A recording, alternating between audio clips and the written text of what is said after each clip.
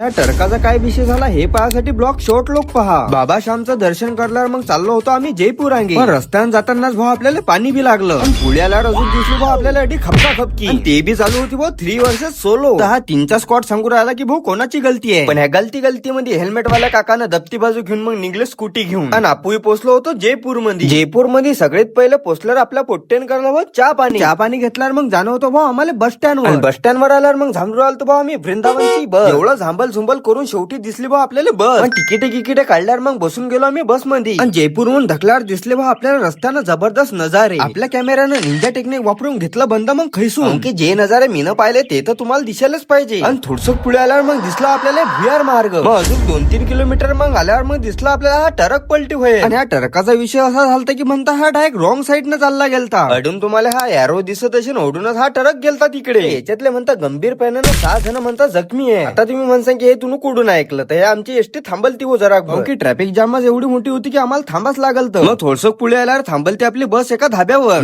तर म्हटलं आता काही नाश्ता पाणी व्हायलाच पाहिजे. म्हणून असं की हा जबरदस्त ऍक्ट मशीन फक्त एवढं समजून घ्या की फक्त पोटाला आधार होता. मग त्याच्या बाद पोहोचलो होतो आपण मथुरेमध्ये. पण आपल्याला मथुरेमध्ये थांबणं होतं कारण की आपल्याला जाणं होतं वृंदावन मध्ये आल्यावर आपल्याला करणं होती सगळ्यात पहिले रूम. की आजचं मुक्काम आपलं अडीच होतं. रूम गिम केल्यावर मग आम्ही जे खायचं ऑर्डर होतं ते रूम वरच दिलं होतं. चला मग आम्ही करतो जेवण. मग आपण लवकरच भेटू याच्या पुढच्या ब्लॉक मध्ये. सगळ्या मंडळीला आपल्याकडून शुभ रात्री.